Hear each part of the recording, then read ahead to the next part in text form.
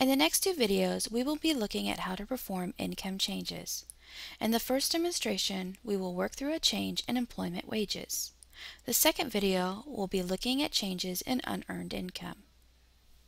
So let's assume that our client has called and reported that she has received a decrease in her hours at work, thus reducing her income. As with all changes, we will need to start by requesting verification from the client. We will create our DCC 90F advising the client of what is due and when. Again, the client is given 10 days from the date the letter is sent to return the information. We have marked the request for proof of wages and added through verification of reduced working hours. The due date is reinforced in the bottom paragraph by advising the client that if the information is not returned on time, the case will be terminated. Next, we will need to create the DCC 90D. We will complete the top section and leave the remainder for the employer to complete. Once you have finished these forms, make copies to be sent to the client as well as for the case file. Back in KICS, we will want to indicate in notes what the client called to report and what actions were taken. Also, at the time the change was reported, we will want to check with the client to see if any changes had been made in the work schedule that would affect the daycare schedule. This information will also need to be included in the notes. In this case, the client reported that there would be no changes to the daycare needs. We will save our notes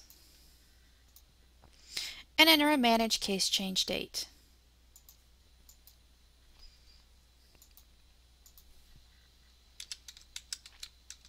As you recall, the Manage Case Change Date is set for the due date of the information, and we're looking for income verification. We will now be able to track the needed information through the work basket. Several days have passed and the client has now returned the requested information. Before we jump into the case change, we need to take a minute to verify that the information is acceptable. So we can see we've got the employer name, the employee name, and the information regarding hours and pay history. Additionally, it has been signed and all the contact information is there. This information does appear to be acceptable, and therefore we will be able to complete the case change in KICS. To begin with, we need to determine if the case change will have a positive or negative effect on the case. We will do so by comparing current information with what has been provided. We will go to the employment screen and choose the current employer.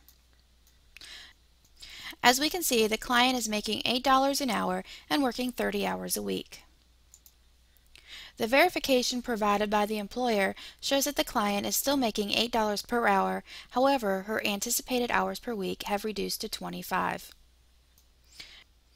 This will decrease her monthly income and thus create a positive change in copay for the client.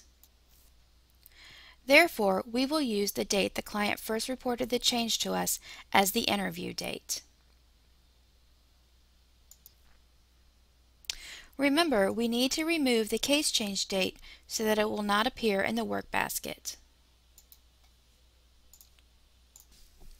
From here, you will update the employment information.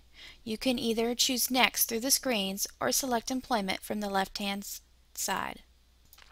Click on the current employer and choose Update in the employment screen. This will end the current information and replace it with the new. Make the applicable changes and click Save.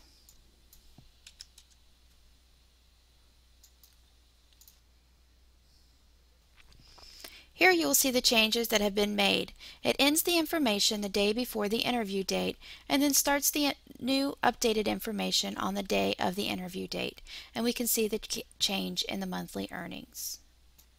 From here you will move to eligibility process. Indicate the eligibility process for each child. Our reason for care is work income eligible. At the summary screen, verify that the information has been changed and click Finish. In the Docs Needed page, double-check the changes in copay and the effective dates. As you can see, effective the 17th, the copay is reduced to $3 a day. And our reason will be for an income change. Choose No Docs Needed for each child. Remember, we wouldn't have started the case change without all the documents.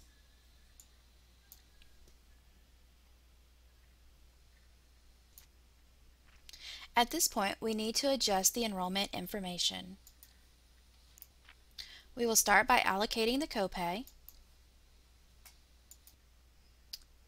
and then create an updated DCC 94 to send to the provider.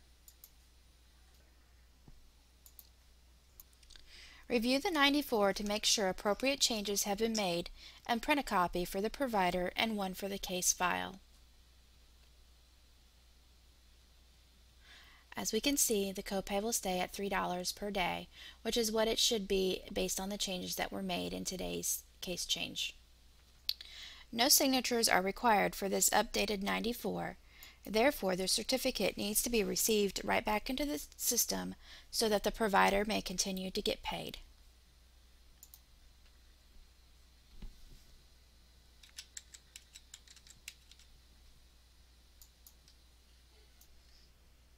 Once all of this has been completed, we will need to create a DCC 105.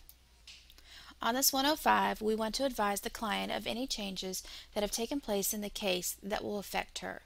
In this case, her copay will be reducing to $3 per day, and that's effective on the 17th. We also are advising her that we've reviewed the case and that the children remain eligible for child care services, and the reason for this change is because she reported a change in her wages. We want to let her know what we're counting as her total income and how many household members we are including in the case. Once we've completed filling out the 105, we're going to print a copy for the client and also one for the case file.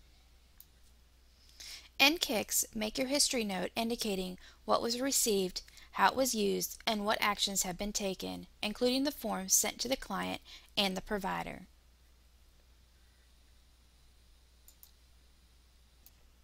Print the case comments, including all actions from the date of the initial report to the date of completion.